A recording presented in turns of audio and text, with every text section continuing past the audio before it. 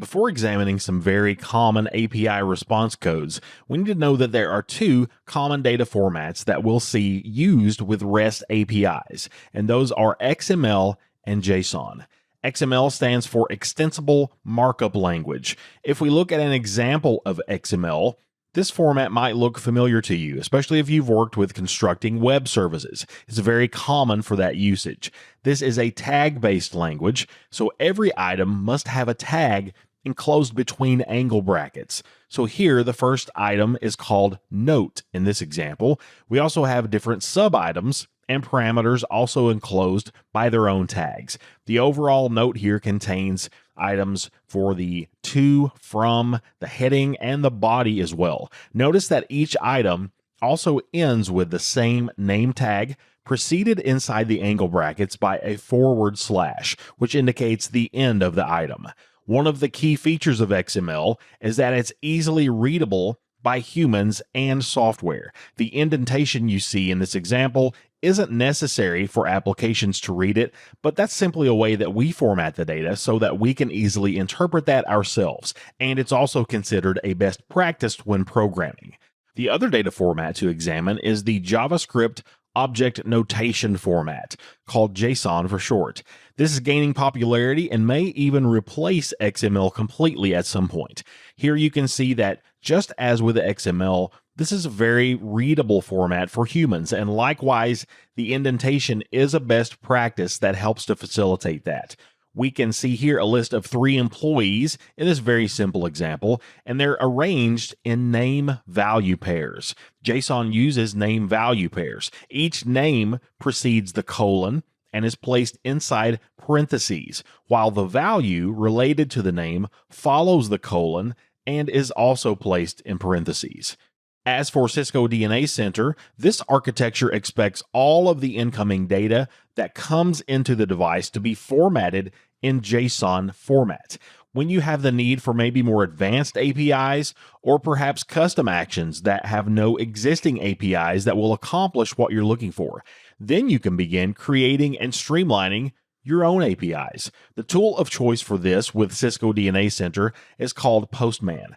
Postman can be configured and authenticated with our Cisco DNA Center controller so that we can perform API calls through Postman.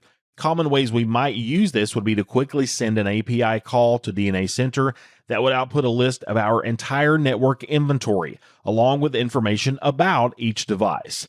Postman uses HTTP GET operations in order to send those API calls to Cisco DNA Center.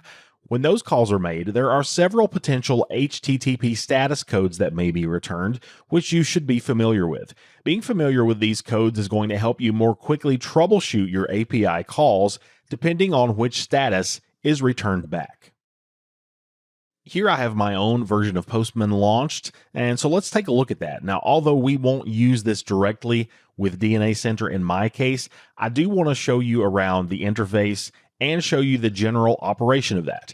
If I go here and begin a new request, then we can go in here and point that to anywhere that we want to. And I'll actually just point that to the public internet.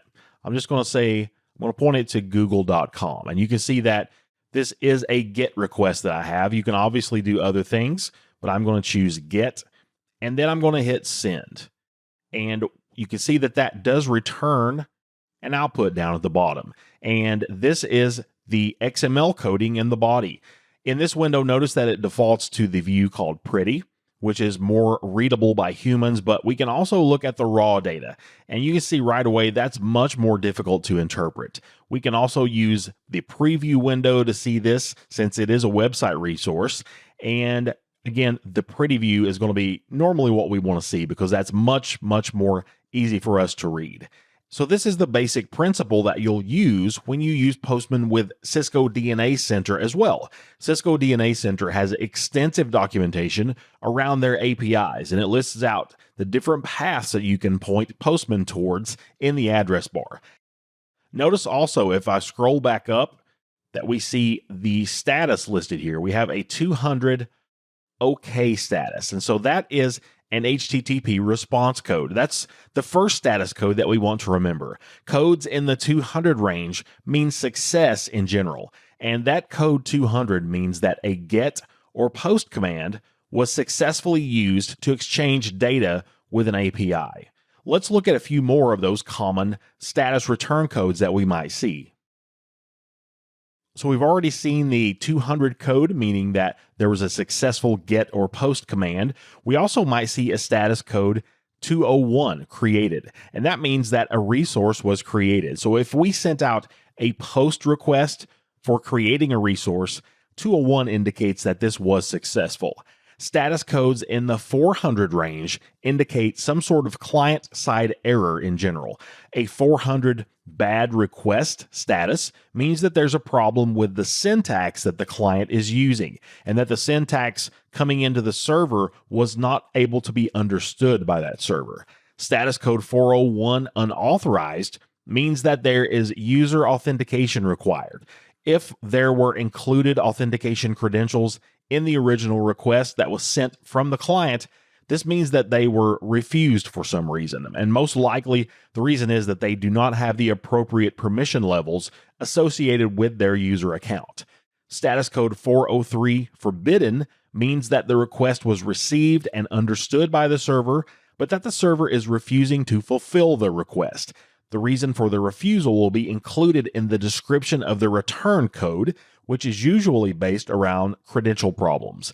And status code 404 not found means that no data matching the request was recognized on the server and that there's nothing to return back. You've probably experienced this one more than any of those mentioned so far, especially if you've ever gotten a 404 website error for a link or a web page that no longer exists. And as a note, if you see codes in the 500 range, this indicates that there are server-side errors, where the server has encountered some sort of condition that keeps the request from being fulfilled. This can range from network delay issues and bandwidth to insufficient storage and many more problems. So that's a look at REST API response codes, particularly some of the most popular ones that you're likely to be exposed to if you interact with DNA Center through an API development platform such as Postman.